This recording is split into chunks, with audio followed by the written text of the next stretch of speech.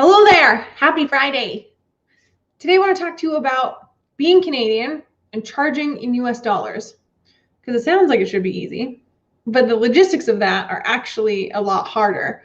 If you do one or two transactions in US dollars, it's probably, this video is probably not for you. I'm talking more to the people who are doing regular business transactions in US dollars, like that's part of your business.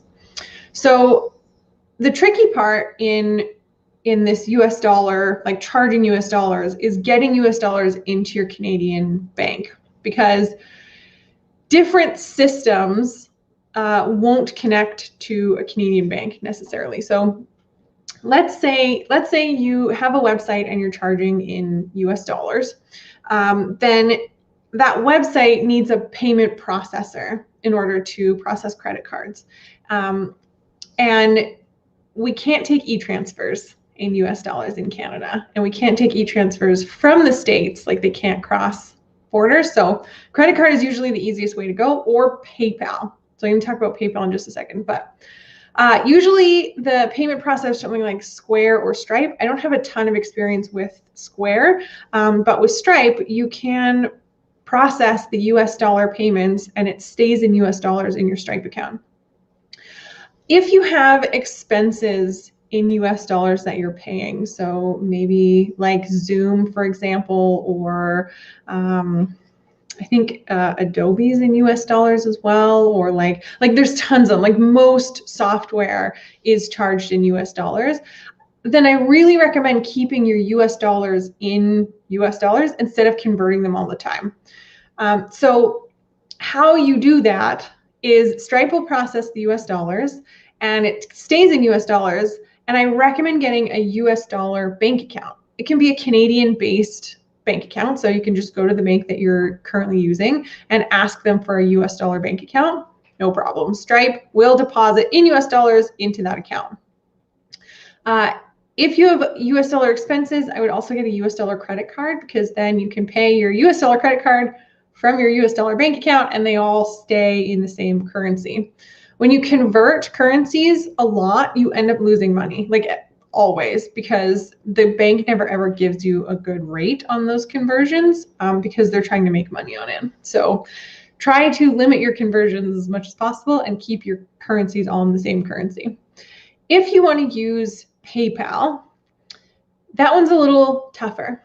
PayPal works more like a bank account. Like Stripe, you can't actually pay out of. So PayPal works like a bank account where you can pay US dollar expenses out of your US dollar PayPal account. So if that's something that you're doing, then you can just use PayPal in US dollars. The tricky bit is when you want to get US dollars deposited into a bank account, because PayPal will not deposit US dollars into a Canadian-based account. It has to be based in the States. It's something to do with the routing numbers, or like the way that the US banking system works is just really different. I don't know exactly, but it doesn't work trying to deposit US dollar PayPal into a Canadian-based US dollar account. So what you can do is some Canadian bank accounts, or some Canadian banks like BMO, and I'm pretty sure TD has one. RBC definitely does. They have a subsidiary that is US. So BMO Harris is in the States somewhere. RBC has one in Georgia, RBC Georgia. And these banks are American banks, so they're hooked into the American banking system. It also means they're separate from the Canadian banks. You actually have to like courier your paperwork to them, and like they'll courier you paperwork, and then you sign it and you like courier back to them. And it's like a separate login, like it's a whole separate bank. But what that means is that you can have that US dollars deposited into your PayPal account, and then you can write yourself a check, or transfer it from the US-based US dollar account to your Canada-based US dollar account. And that's how you can keep your currencies in the same currency and stop the FX conversion. There are some services, I guess, called that you can use that do they're sort of like international banks. So I'm not talking about like HSBC or something like that. I'm talking about services like Transferwise.